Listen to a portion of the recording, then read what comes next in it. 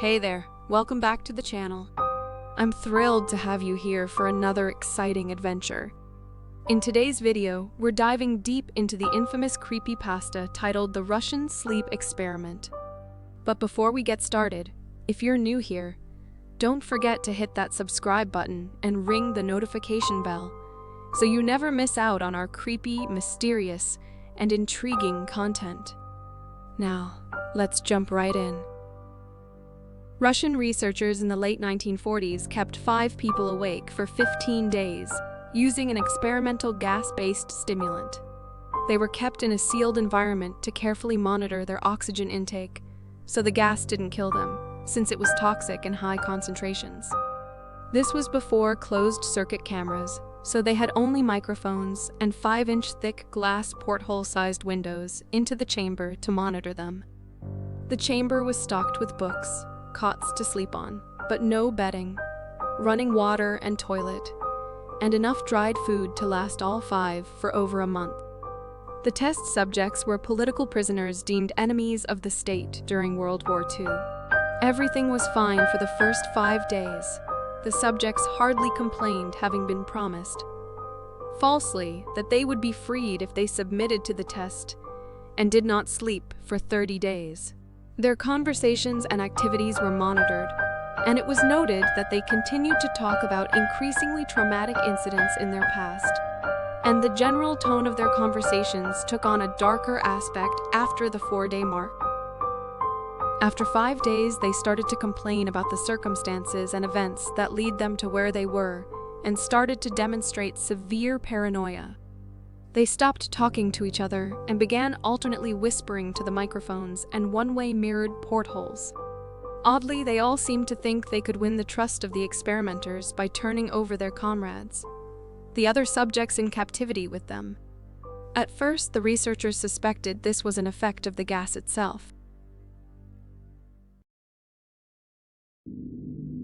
After 9 days, the first of them started screaming.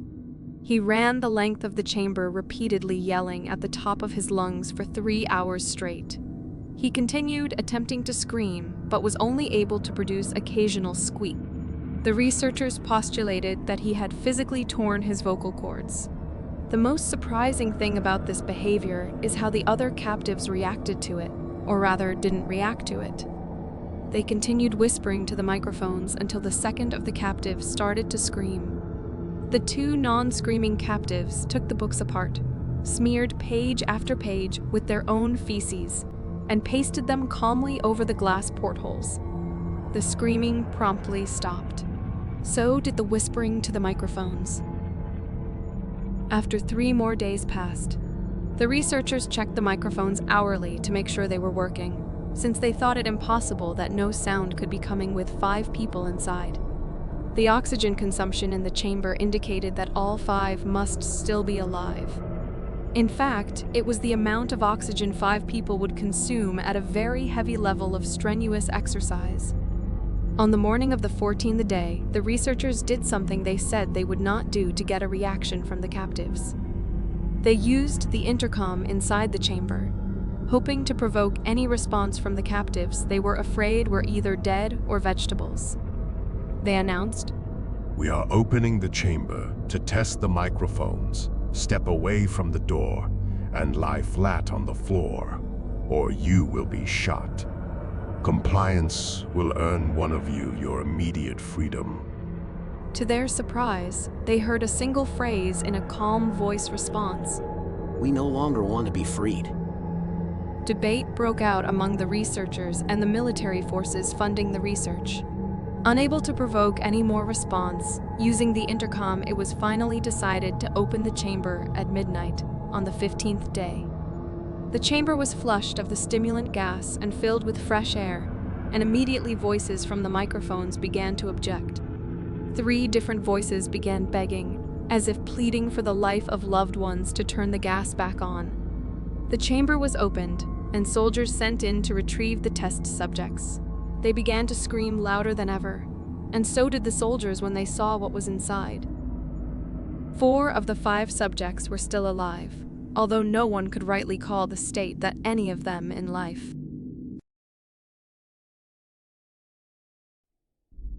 The food rations past day 5 had not been so much as touched. There were chunks of meat from the dead test subject's thighs and chest stuffed into the drain in the center of the chamber, blocking the drain and allowing 4 inches of water to accumulate on the floor. Precisely how much of the water on the floor was actually blood was never determined. All 4 surviving test subjects also had large portions of muscle and skin torn away from their bodies. The destruction of flesh and exposed bone on their fingertips indicated that the wounds were inflicted by hand, not with teeth as the researchers initially thought. Closer examination of the position and angles of the wounds indicated that most, if not all of them, were self-inflicted.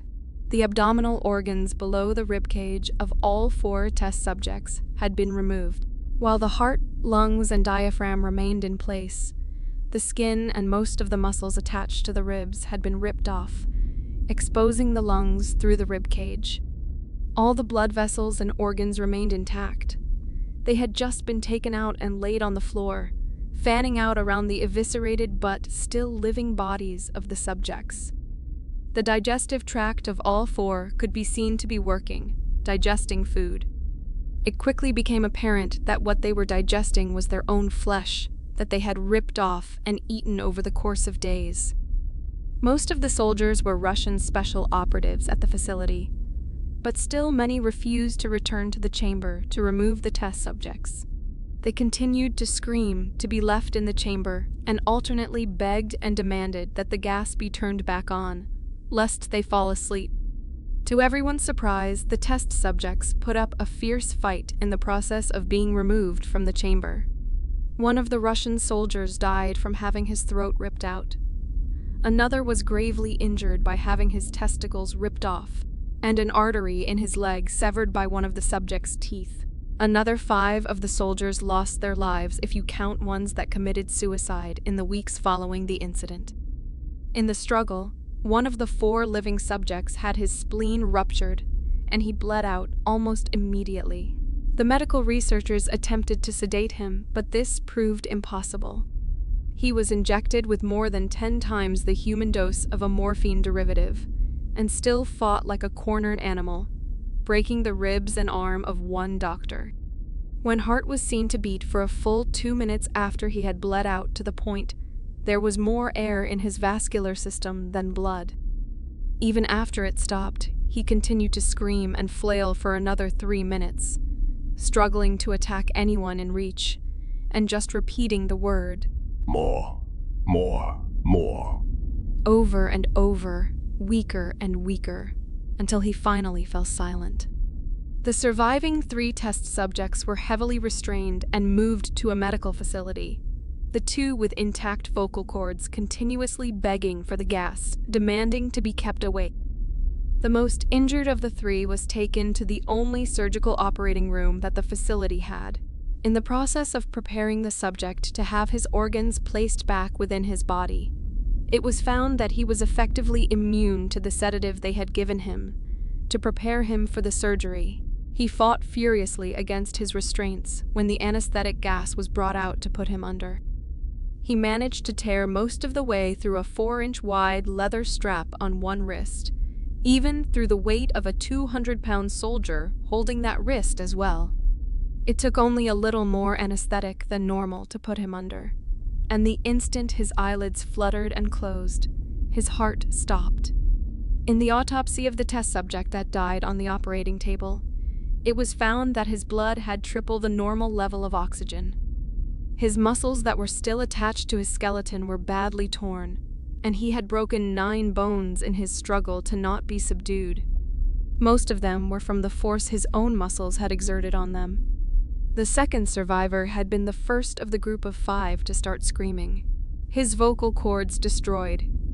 He was unable to beg or object to surgery, and he only reacted by shaking his head violently in disapproval when the anesthetic gas was brought near him. He shook his head yes when someone suggested. Reluctantly, they tried the surgery without anesthetic, and did not react for the entire 6-hour procedure of replacing his abdominal organs and attempting to cover them with what remained of his skin.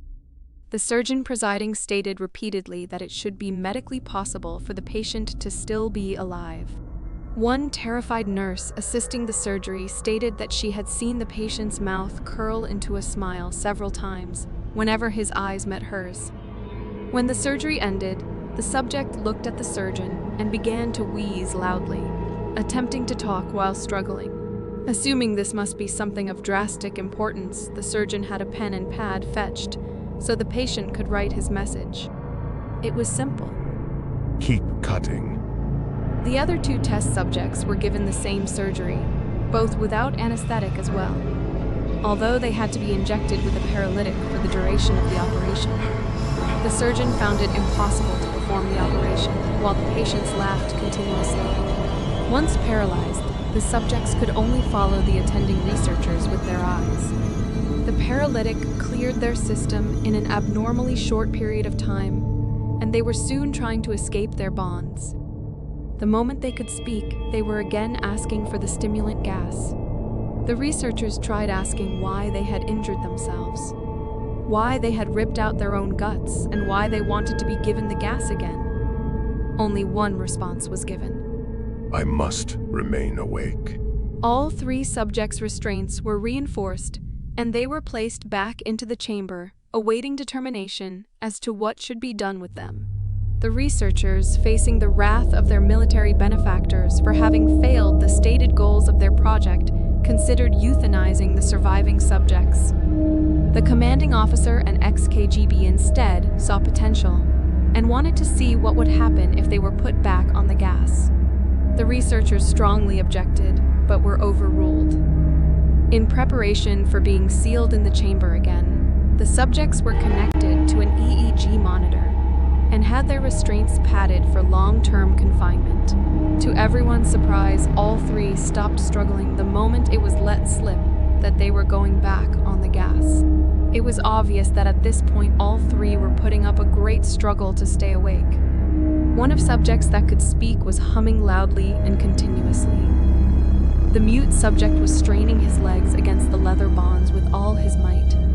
First left, then right, then left again for something to focus on. The remaining subject was holding his head off his pillow and blinking rapidly.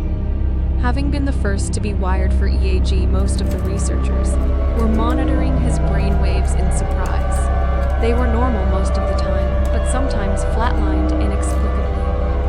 It looked as if he were repeatedly suffering brain death before returning to normal. As they focused on paper scrolling out of the brainwave monitor, only one nurse saw his eyes slip shut at the same moment his head hit the pillow. His brainwaves immediately changed to that of deep sleep, then flatlined for the last time as his heart simultaneously stopped. The only remaining subject that could speak started screaming to be sealed in now. His brainwaves showed the same flat lines as one who had just died from falling asleep. The commander gave the order to seal the chamber with both subjects inside, as well as 3 researchers. One of the named 3 immediately drew his gun and shot the commander point blank between the eyes, then turned the gun on the mute subject and blew his brains out as well.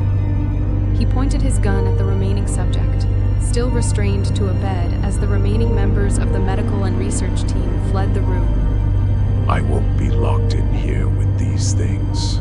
Not with you. He screamed at the man strapped to the table. What are you? He demanded. I must know. The subject smiled. Have you forgotten so easily? The subject asked. We are you.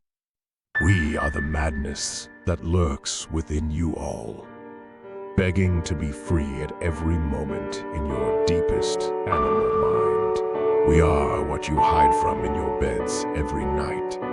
We are what you sedate into silence and paralysis when you go to the nocturnal haven where we cannot tread. The researcher paused, then aimed at the subject's heart and fired. The EEG flatlined as the subject weakly choked out. So, nearly free. Ladies and gentlemen, we've arrived at the culmination of this bone-chilling tale.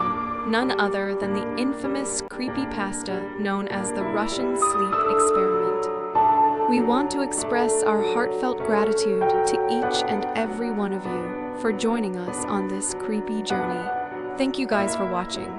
And as always, stay curious and stay safe.